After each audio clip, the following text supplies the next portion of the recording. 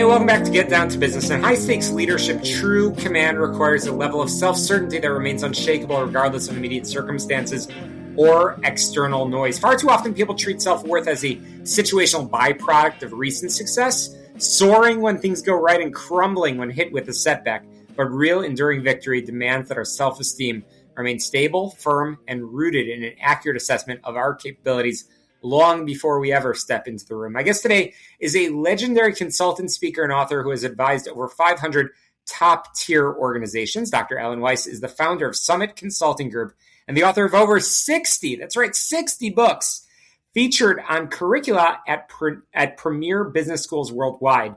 In his new book, The Courage of Your Talents, how to build your self-esteem, trust your own judgment, and constantly succeed in business and life, he breaks down how unshakable self-esteem, not luck or raw talent, is the single greatest differentiator of high-performing leaders. Dr. Weiss, welcome to Get Down to Business. Well, thank you. I love that intro. I could listen to you forever. Fantastic. Well, we should do this again for sure. Well, Alan, you argue that high self-esteem is the foundational trait that's shared by nearly every great success across business, sports, and leadership.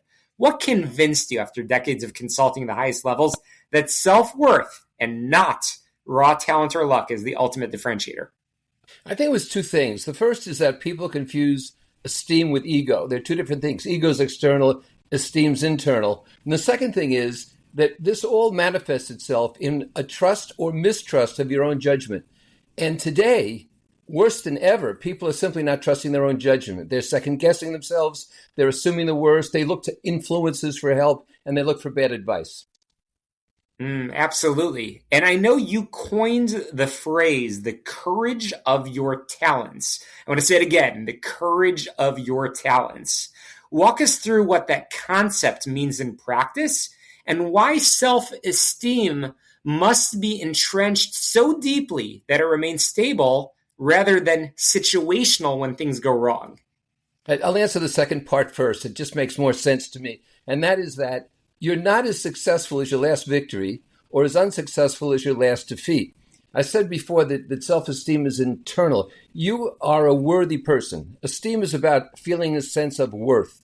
So just because you lose the game, you lose the business deal, you don't have a good session with other people, doesn't mean you're not worthy. It means you aren't as efficacious as you should be, but it doesn't mean you're not worthy. And we have to separate that. As for the courage of your talent, like so many things in my life, I just said it one day to a group, and they all said to me, that's a book. And so here I am. Sometimes it's better to be lucky than good. Absolutely. Despite decades of self-help literature and corporate training, you argue that society has actually regressed when it comes to genuine self-esteem. How is constant digital connection and curated social media comparison quietly undermining a leader's self-worth before their day even begins? Well, I talk about 6 chasms that you have to leap to avoid lowering your esteem. And one of them is just what you said. It's a great question. And the fact is that there's tremendous normative pressures on people. There always has been. But the normative pressures are exacerbated by what we see in social media.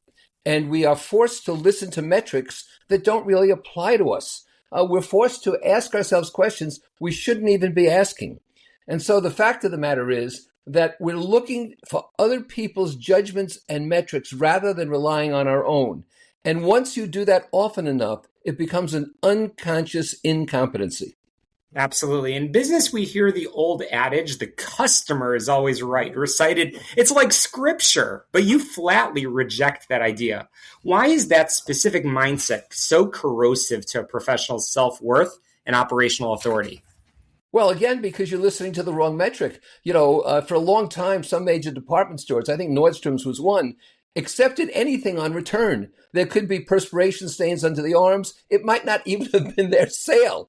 But they accepted the returns. They thought, that was being customer driven. The customer's always right. Until one day, the board looked at the results and said, we're not doing this anymore.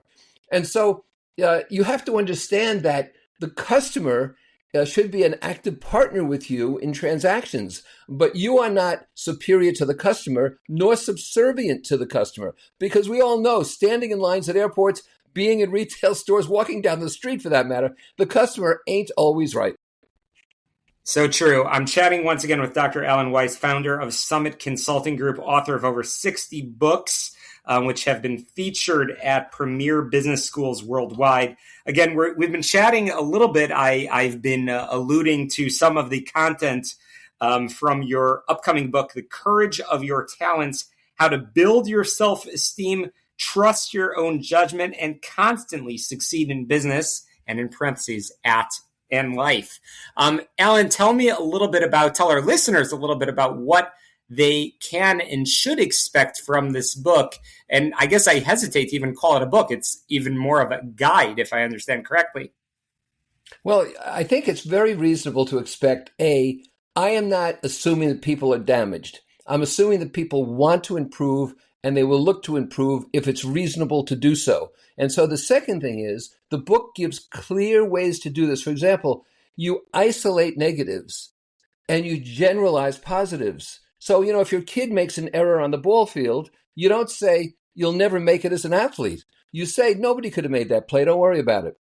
And if your kid's successful and gets, 100 on a test, you don't say you got lucky. You say you're turning into a scholar. And the same thing with our self-talk. And this is really important. We have to give ourselves the benefit of the doubt.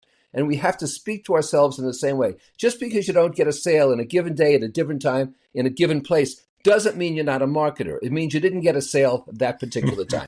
Alan, you advise professionals to only accept solicited feedback from trusted sources while completely ignoring unsolicited noise. I have to tell you, my friend, that runs directly counter to conventional management advice to always be open to feedback. So why is guarding your mental perimeter so critical? Well, that's why I've been successful, because I've been, the contrarian. Not solicited feedback from people you ask and people you respect, but unsolicited feedback is always for the sender, not the recipient. They're trying to make some point to you. I'll tell you a very quick story. I was speaking in the UK after I was done with my keynote. We had a little reception. Now, I'm in the Speaker Hall of Fame. I make a lot of money speaking, right? I know what I'm doing. There was a tremendous ovation. We get to the lounge, and this guy says to me, "Can I give you some advice on how to improve?" He says, when you walk back and forth, I can't really focus. But if you stay in one place, I can focus. He said, "Do you know what that's called?" I said, "Yes, a learning disability." And so you have to understand that if you're good at what you do, have faith, and people tend to react, unfortunately, based on one piece of feedback rather than the predominant part of feedback. That is very true. And I'm just reflecting as you're talking. That is so true. Alan, you outline daily principles like morning and evening mantras alongside structured journaling to entrench self-certainty. For the business owners and leaders that are listening right now, what's one daily action that they can take today to build the courage of their talents? If I had to pick just one, I would pick much more positive self-talk. We don't talk to ourselves as though we're trying to help someone. And if we were helping someone else, we'd be more positive. But we always default to the negative. What could I have done better? Why didn't that go better? And the fact is that we are not after perfection, which is impossible. We're after success. No meal we've had, no trip we've taken, and so forth have been perfect. But the key to life is to accept success gracefully and not seek some perfection. And the reason, I'll tell you, that people procrastinate is that they are less afraid of people telling them they're not completing something than completing something and perhaps getting some adverse feedback. So I think it's very important to treat ourselves as we treat a valued other and understand that we have worth simply by dint of our humanity, and we should base what we do on that worth. Well, Alan, I'll add one more thing to the list of one thing that they should do. They should find your book. If you don't mind sharing it one more time, the title and where they can find it and where they can get in touch with you and your team. Well, the Courage of Your Talent is about improving, your life and your business in a consistent manner. You can get it at any major bookseller like Amazon or Barnes & Noble. You can get it on my website, which is alanweiss.com. The book is about, off the top of my head, I'm not quite sure when production's done, but about 140 pages. It's not a textbook. It's not a long read, but it's full of advice on what you can use immediately. Being a worthy person, to remember that. Just a quick example. There's an upside and downside to every decision, but people focus on the downside and over-exaggerate it and don't focus enough on the upside. So one of my clients says, I really don't want to ask somebody for a referral. Well, why not? The upside is you get the referral. The downside is you don't. But the downside is not that they're going to start taking money from you. I've never been in a buyer's office where the buyer took money from me. Well, I love that. And I love how you simplify things. And again, the book is a must read. We'll link in our show notes as well. But again, Dr. Alan Weiss, really appreciate you coming on the program. We've had a absolutely stellar lineup of guests on this show today. And I can't wait, of course, for our next episode. You don't want to miss it. As always, we'll be right back here on AM 560 The Answer, wherever podcasts can be found. Just go on my website, syklein.com. And of course, make sure you also go on your favorite podcast app, subscribe, rate, review, and share so you don't miss a single episode. I love to hear from our listeners, love to hear what you think of our guests, what you think of the topics that we're exploring here on the show, all about small business, jobs, and entrepreneurship. But that's a wrap for us this week. To success, let's get down to business. We'll see you next week.